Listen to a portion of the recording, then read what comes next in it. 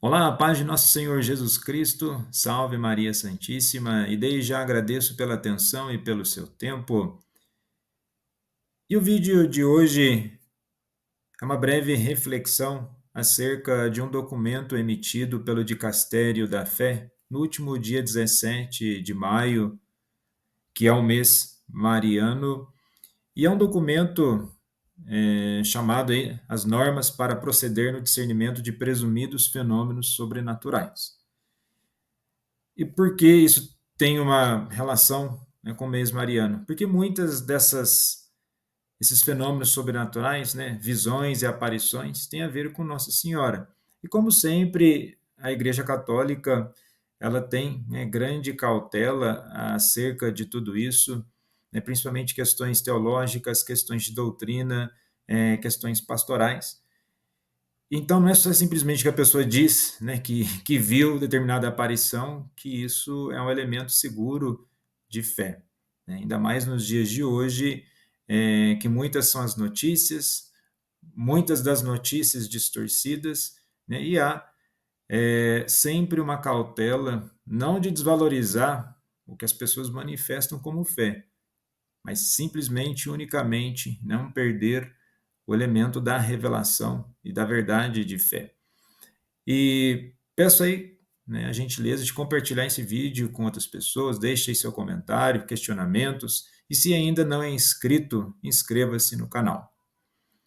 Bom, antes de dar sequência na reflexão, gostaria de chamar a atenção para o texto, né, quem quiser pegar a Bíblia, né, um texto de Mateus 16, né, o capítulo 16, e no versículo 1, né, até o versículo 4. Né, os fariseus e os saduceus vieram até ele, né, até Jesus, e pediram-lhe para pô-lo à prova, que lhes mostrasse um sinal vindo do céu. Mas Jesus lhes respondeu: Ao enterdeceis, dizeis: Vai fazer bom tempo, porque o céu está avermelhado, e de manhã: Hoje teremos tempestade, porque o céu está de um vermelho sombrio. O aspecto do céu sabeis interpretar, mas os sinais dos tempos não sois capais. Geração má e adúltera reclama um sinal, e de sinal não lhe será dado, senão o sinal de Jonas, e deixando-os, foi-se embora. Então, assim, porque nessa questão de eu colocar aquilo que foi colocado, né, por Jesus, né, nessa necessidade constante do ser humano buscar por sinais. Né? O sinal já foi dado, e aqui que eu vou refletir que muitas vezes, e essa é a cautela da igreja, né, busca-se, né, certas aparições, certos fenômenos sobrenaturais para dar uma resposta de fé. Então vejamos que a devida cautela, né, dessas visões e aparições, elas são iminentes, né, são muito preocupantes. E a preocupação da igreja não é no aspecto de anular ou desmerecer as pessoas, e sim trazer para o âmbito de catequese, para o âmbito de reflexão, se realmente aquilo faz sentido dentro da dinâmica da fé. Senão vira algo muito banal, e de algo muito banal, perde até o sentido da centralidade da fé. Qual que é a centralidade da nossa fé? Cristo Jesus. Porque senão, aqui com todo o devido respeito, e mariando como eu sou, Nossa Senhora não é uma menina de ficar mandando recadinho em carta. Então tem que tomar muito cuidado para não banalizar. Bom, de que tudo isso tem nas normas para proceder, né, nos presumidos, vejam bem, presumidos, né, a pessoa presume que foi uma revelação sobrenatural. Ele, o documento em si, ele traz exatamente orientações, né, uma orientação pastoral. E com esse aspecto, né, o cardeal Victor Manuel, né, Fernandes, né, o prefeito do Dicastério da Fé, o que ele vai atualizar é algo que já havia sido escrito em 1978, né, pelo então prefeito, né, do Congregação da Doutrina da Fé, né, o Frângio Sepper, que na época era o prefeito, e hoje sendo o cardeal Victor Fernandes, ele traz essa orientação que tem muito por um zelo pastoral, né, acerca dessas visões e revelações. E vem uma pergunta, né? Você sabe o que é uma revelação privada? Né? Quando ouvimos falar de visões e aparições místicas, é comum que tenhamos dois tipos de reação.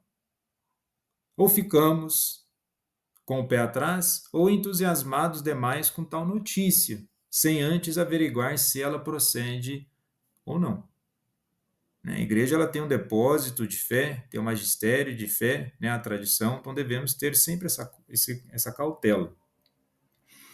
A bem da verdade é que a vida sobrenatural existe. Né? E exatamente o documento nessas normas, sabendo disso, ele vai trazer essas medidas cautelares. E a vida sobrenatural existe, bem como revelações e aparições quistas por Deus para a salvação das almas. Mas você sabia que elas têm critérios para sabermos se são verdadeiras obras de Deus e não de pessoas mal intencionadas ou ainda obras do maligno? São perguntas que devemos fazer. Então, assim, as visões e aparições, né, são revelações privadas. Né? O Catecismo da Igreja Católica, ao falar sobre visões e aparições dentro do contexto da revelação de Deus, né, recorda um ponto-chave para entendermos, né, e situarmos as revelações privadas. A economia cristã, como nova e definitiva aliança, jamais passará e já não há de se esperar nenhuma nova revelação pública antes da gloriosa manifestação de nosso Senhor Jesus Cristo. Ou seja, há dois tipos de revelação, a pública e a privada. Então, a pública tem origem direta no Deus que se revela desde o Antigo Testamento até o Novo Testamento e que se encerra com a morte do último apóstolo São João. E apesar dessa revelação já estar completa, ela ainda não foi totalmente entendida e aprendida pelos homens. E essa é a tarefa da fé cristã: mergulhar gradativamente nos mistérios de Deus. Então, no decorrer dos séculos, sempre houve as chamadas visões e aparições, que são também entendidas como o segundo tipo de revelação. Então, as chamadas revelações privadas. Nós temos, então, novamente, a revelação pública, que é origem direta em Deus, no Antigo e no Novo Testamento, até a morte do último apóstolo, São João. E as aparições e essas revelações como revelações privadas. Algumas delas, apesar de serem aprovadas depois de um minucioso julgamento da Igreja, não pertencem ao depósito da fé. Por isso são revelações privadas, não sendo obrigatório ao fiel acreditar em tais devoções. Isso é o entendimento da Igreja, é o entendimento do catecismo. Então vejamos bem, o que eu vou falar agora não é um desrespeito, não é anticatólico e não desagrega em nada a nossa fé ou até mesmo o nosso amor à Virgem Santíssima, né, a nossa mãe, né, e mãe de Deus, né, ou mãe de Deus e nossa mãe. Vamos lá. Então, diante dessa questão, por serem revelações privadas, Nossa Senhora de Fátima, Nossa Senhora de Lourdes, Guadalupe, Aparecida, nenhuma dessas aparições elas acrescentam ao depósito de fé, não acrescentam a nossa profissão de fé, certo? Embora na profissão de fé nós façamos ali a nossa profissão na crença, até mesmo nos dogmas marianos, nasceu da Virgem Maria, então ali já temos a concepção mariana, então nós professamos a nossa fé, né, que nasceu da Virgem Maria, ali já é uma profissão de fé, né, que tem a ver com Nossa Senhora, mas o que eu quero dizer é que você não precisa acreditar em nenhuma dessas revelações ou aparições para ser salvo. O elemento de fé não estão nas aparições. Agora, a questão é o que tem nas mensagens, aquilo que é promovido, aquilo que é discutido e refletido e orado, pode certamente levar a uma melhoria da vida espiritual. Isso é inegável, certo? Esse é o primeiro ponto que nós temos que analisar. Então, o papel dessas revelações privadas, elas que alguns fiéis ao longo da história tiveram, não é aperfeiçoar ou completar a revelação definitiva de Cristo, jamais, mas ajudar a vivê-la mais plenamente, numa determinada época da história. Então, em geral, essas visões e aparições, quando autênticas, sempre conduzem a uma verdade de fé, por vezes esquecida na sociedade da época em que ocorre. Eu não acabei de citar aqui Fátima e Lourdes. Elas não acrescentam ou complementam a revelação definitiva de Cristo. Mas vamos lá. Com certeza trazem muitas vezes elementos de fé esquecida na sociedade da época. E Fátima e Lourdes, elas trouxeram essa dimensão pensando na questão da fé. Então, a igreja, em tais casos, age com prudência, sempre levando em conta que nenhuma dessas visões e aparições podem pretender ou ultrapassar ou corrigir a revelação que atesta que Cristo é a plenitude. E há de se tomar cuidado, porque quando eu coloco aqui o próprio vídeo, eu tenho que assistir. Né? Tem canais de pessoas que dizem que viram Nossa Senhora, e acaba acontecendo, né, que com a cautela da igreja como mãe e mestra que é, ela vai analisar, né, o que está acontecendo, né, mediante tudo isso, né, quais são os aspectos que estão sendo elaborados. E muitos dos que eu assisti, eles não trazem, e que aí que é o perigo, né, aí cabe ao bispo, o bispo analisar, não traz um tom catequético. Falando uma quantidade de coisas, não traz um conteúdo catequético. Quando eu falo catequético, a centralidade do Cristo, né, fica parecendo, e aqui com todo respeito, fica parecendo um canal de conexão com Nossa Senhora, ela mandando recadinho, mandando bilhete, e essa não é a função de Nossa Senhora na própria história das aparições. E aqui até coloco um paralelo, né, por que a igreja tem essa cautela? Porque nós precisamos entender as questões, né, no campo assim, de uma microvisão, né, uma visão menor, e uma macrovisão, uma visão maior. Nós estamos aqui no Brasil, então certamente, né, tem assuntos aí recorrentes na internet de aparições, de pessoas que têm esse contato com Nossa Senhora, mas se ampliarmos, conforme nós podemos ver aí, vou colocar aqui na tela, tem um mapa que mostra 500 anos de avistamentos de Nossa Senhora. Então, se nós pararmos para pensar na dimensão macro, a quantidade de aparições que vão surgindo, e isso, né, tem que tomar um extremo cuidado para que não se torne movimentos paralelos da igreja.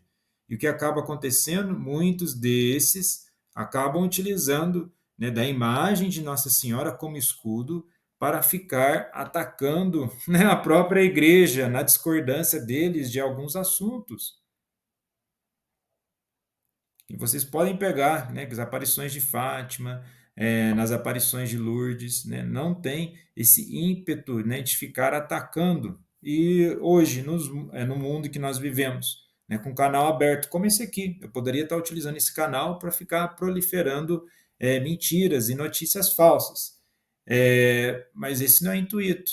Mas há pessoas que utilizam desse canal, acabam tendo uma oratória, né, um poder ali de convencimento, as pessoas vão seguir, vão dizer que alcançaram milagres. Até isso a igreja tem uma cautela muito grande para ver se é milagre ou não, né, porque hoje, no campo da psicologia, né, existe a questão da sugestão, né, a pessoa vivenciar aquele acontecimento, aquele fato, né, dizendo que foi um milagre. Então, se vocês verem no mapa, né, voltando no mapa aqui rapidamente, a quantidade, evidentemente aparece muito mais na Europa, até pela questão da história, do desenvolvimento da cristandade na Europa, mas estão surgindo, né, aparições ao redor do mundo, então que cabe à igreja como mãe e mestra orientar, trazer para um sentido, né, de discernimento. Então, por isso, né, que algumas revelações privadas não são consideradas como tal, como é o caso de certas religiões não cristãs, ou até denominações e seitas cristãs. Então, os critérios, né, quando surge a notícia de uma visão ou uma aparição, a igreja estabelece esses critérios para que se possa julgar a veracidade dessas revelações privadas, ainda mais hoje, como já mencionei, né, com a rápida difusão, né, pelas mídias, compete à igreja zelar pela fidelidade à revelação de Deus, evitar equívocos doutrinários. E uma característica é assim, para chamar atenção. Se vocês pararem para pensar, né, Fátima e Lourdes nunca teve uma centralidade da mensagem. Por exemplo, os pastores de Fátima, nunca ficou centralizado neles a questão. Por que eu estou falando isso? Fica uma exibição da pessoa, como se a pessoa fosse um elemento fundamental para aquela revelação. Tá, tudo bem, a pessoa é o receptáculo ali daquele canal, mas vamos pegar, em Fátima não tem a necessidade dos pastorinhos todo momento ficar numa exposição, embora na época, né, houve uma necessidade até de escondê-los para não expor-se tanto, e independentemente deles, a aparição e os milagres acontecem. Nós podemos ver isso também em Santa Bernadette Soubirous. Tá, ela é escolhida por Deus para ser a vidente de Nossa Senhora, mas ela não é uma menina que fica mandando recadinho, cartinhas, então tem que tomar esse cuidado. Então, no que diz respeito, e eu vou deixar o link, né, tanto dessas normas do dia 17, assim como aquela que foi lançada em 1978, lá no site do Vaticano, pode ser conferido. Então, o que nós temos aqui? Né? Deus está presente, né? Isso aqui já palavras do documento. Não vou ler, né, ele que todo, porque é mais extenso. Deus está presente e age na nossa história. O Espírito Santo que se derrama do coração de Cristo ressuscitado opera na igreja com divina liberdade e nos oferece tantos dons preciosos que nos ajudam no caminho da vida e estimulam o nosso amadurecimento espiritual na fidelidade do Evangelho. Esta ação do Espírito Santo inclui também a possibilidade de chegar aos nossos corações através de alguns eventos sobrenaturais, como, por exemplo, as aparições ou visões de Cristo ou da Santa Virgem e outros fenômenos. Então, vejamos, aqui o texto, né, as normas já inicia exatamente, ele não descarta a possibilidade disso.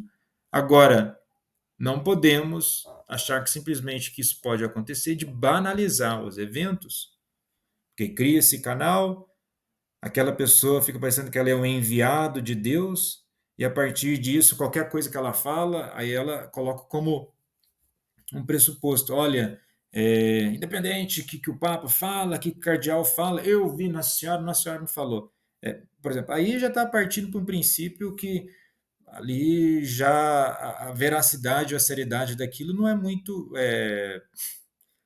assim, não digo que não seja cristã, mas fala às vezes até num tom de soberba, de arrogância, se colocando, né, como um enviado puro e santo e as demais pessoas, até a própria estrutura da igreja está errada.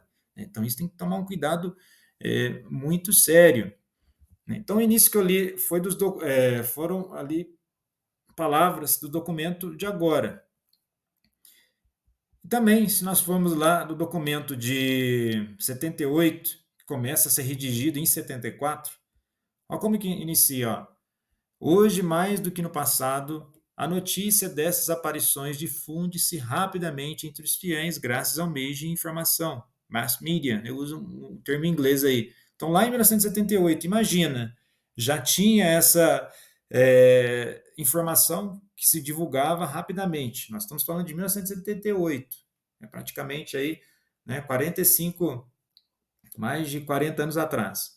Então, além disso, a facilidade dos deslocamentos favorece e multiplica as peregrinações. Por isso, a autoridade eclesiástica é chamada a pronunciar-se a respeito sem demora, certo? E nesse sentido, tem que julgar o fato a partir de critérios positivos e negativos. Né? Isso é o primeiro documento de 78. O que ele traz? O positivo, certeza ou probabilidade imensa após investigação da existência do fato. Qualidades positivas no sujeito vidente. Ou seja, equilíbrio psíquico, docilidade à igreja. Olha, esse segundo ponto aqui é algo que tem que ser assim realmente visto por alguns que se intitulam, né? E muitos desses, né, aqui no Brasil, utiliza de um tom agressivo.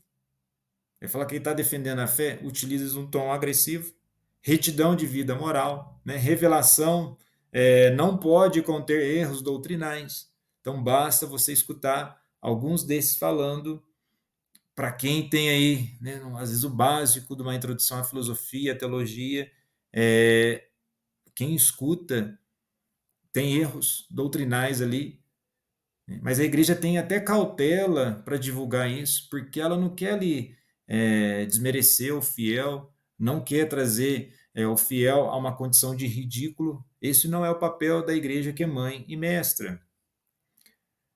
E o ponto positivo, surgimento de uma devoção sadia e com frutos de conversão.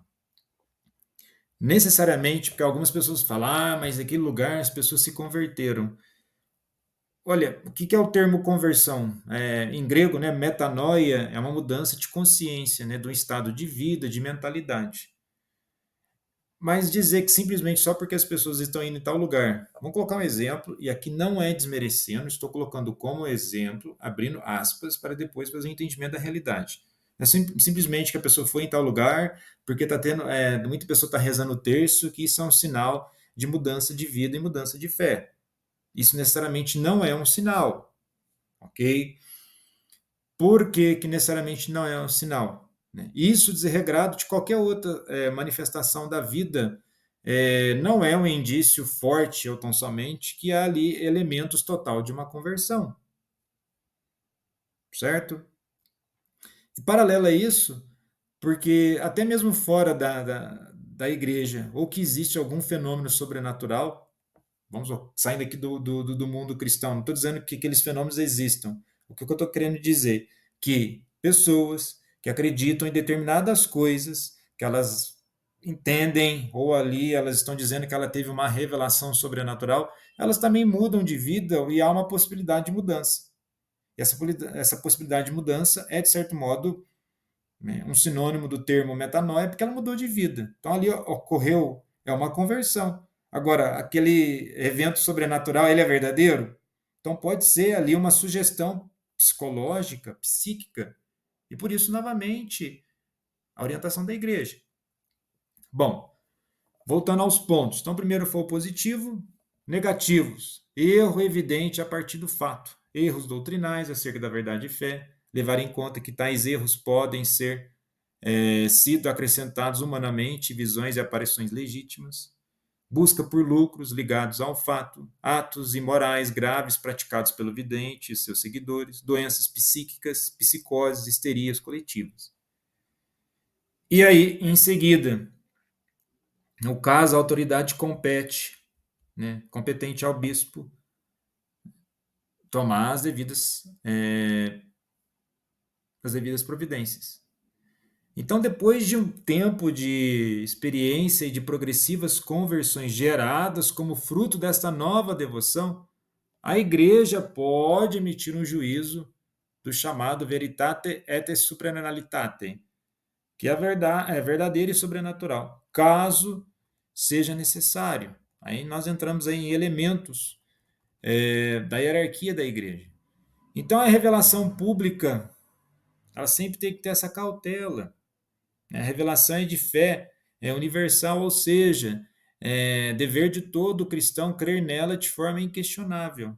né? Em Constituição Dogmática Dei Verbum, fala precisamente sobre a revelação divina, né, que aborda a necessidade de estarmos atentos e não desviarmos o foco do essencial do cristianismo. A Deus que revela é devida a obediência da fé. Pela fé, né, o ser humano entrega-se total e livremente a Deus, oferecendo a Deus revelar o obséquio pleno da inteligência e da vontade. Então, a revelação pública já se encerrou. Agora, não estamos aqui negando as visões e aparições. O único cuidado, e aqui é um cuidado essencial, é de que isso não se torne em movimentos paralelos e de alguns já até perderam a docilidade com a igreja, né? De gerar ataques constantes, utilizando da imagem de Nossa Senhora, né, como escudo, banalizando a própria imagem de nossa querida Mãe Santíssima, e aí coloca-se, e depois que isso se espalha, fica difícil ter um controle. Fica difícil ter um controle, né, e causa confusão. Então, nesse das normas, né, nesse documento, para finalizar aqui, né, voltando ao documento de 78, ele coloca em 4 pontos, por assim dizer. Né? Vocês podem conferir os documentos aí, deixar o link na descrição do vídeo. Critérios para julgar, pelo menos com uma certa probabilidade, sobre o caráter das presumíveis aparições e revelações. Como já li, os critérios positivos e negativos, e intervenção da autoridade eclesiástica competente. É claro que tem que ter, seja do padre, seja de um bispo, e às vezes a pessoa vai no canal, né, de internet ficar contestando a autoridade do bispo. É só uma orientação cristã. Aqui é quem faz isso. Não faz isso em rede social. Não é aí que você faz. Você vai lá e marca audiência com o bispo. E você fala com ele. Você não tem que ficar divulgando para as outras pessoas. Sabe o que é fazer isso? É querer colocar as pessoas e pressionar a uma atitude do bispo, ou seja, da autoridade eclesiástica competente. Para que ir para as redes sociais? Cadê o princípio básico de cristão de resolver as questões em comunidade? Você vai conversar com o bispo, aí também vem aqui ó, o conselho evangélico. Então você vai conversar com o bispo, leve uma testemunha, assim como o bispo vai ter testemunha, isso está escrito no evangelho. Agora você tem que ir para a rede social, mostrar que você é o virtuoso, né? Que você é a virtuosa, que você vê as coisas e errado está a outra pessoa. Calma lá, né? A prepotência aí tem que ser, ela não pode ser assim. Bom, isso foi do documento, né, de 78, que tem o terceiro item, né, autoridades competentes para intervir, e intervenção da Sagrada Congregação para a Doutrina da Fé, que na época era chamada, né, essa Congregação da Doutrina da Fé, e agora o Dicastério da Fé, ela atualiza esses critérios, né, esses aspectos a serem entendidos. E aqui é feita toda uma introdução. Então, as orientações gerais, a natureza do discernimento, que tem que ser entendida, como que isso, de fato, ela está impactando na vida do povo, e não simplesmente algo banal. Né? Nós corremos esse risco, né, de não ter. A pessoa acha que ela está tendo esse devido carinho com Nossa Senhora, com essas aparições, e o que acaba acontecendo é uma banalização, né, do nome da Santíssima Virgem. Isso não pode acontecer. As pessoas elas utilizam, né, de um pressuposto, até mesmo um pressuposto canônico, que o fiel ele pode sim questionar as autoridades. Sim, isso é um pressuposto canônico, não tem problema algum em relação a isso. Mas isso tem que ser feito de forma fraterna, isso tem que ser feito de forma realmente eloquente e que faça sentido, né? Não indo para as redes sociais, ficando questionando Deus, o mundo. Faça isso de uma forma, mas fazendo isso de forma particular, não vai dar público, não vai dar audiência, né, não vai dar seguimento, aí não vai dar adesão e não vai ter a visualização no canal. né? Não vai ter seguidores, porque aí gera esse processo, qualquer coisa que ele coloca, se a autoridade eclesiástica disser alguma coisa, ele então, né, ou ela então, vai pegar e falar, olha, estou sendo perseguido. Eu falo, não, não, não, isso não faz parte da docilidade cristã. Então, é isso que eu queria colocar sobre as normas, né, para proceder. Você fala, você não leu do documento. Eu trouxe uma reflexão acerca da importância do documento, né? Desde aquele documento de 78, certo? E entendendo que Jesus Cristo é a palavra definitiva de Deus, o primeiro e o último, conforme está em Apocalipse 1, do versículo 17. Ele é a plenitude e cumprimento da revelação. Então, nenhuma das visões, nenhuma das aparições vão trazer novidade à doutrina e nem para a nossa salvação, certo? Isso, assim, é evidente, está escrito, está proposto, refletido, né? E aí, basta, né, colocarmos aí a nossa inteligência a serviço do discernimento do Espírito Santo, né? E fecho aqui com a exortação apostólica, né, de Gaudete et Exultate, alegrai-vos, né, aí no Senhor, né, do Papa Francisco, que recorda que o único modo de saber se uma coisa vem do Espírito Santo é o discernimento, que deve se pedir e cultivar na oração. O que Paulo diz na carta aos Tessalonicenses, na primeira carta aos Tessalonicenses, capítulo 5, do versículo 21. Examinai tudo, ficai com o que é bom. E que possamos, de fato, examinar tudo e ficar com aquilo que é bom. Agradeço pela atenção, paz e bem.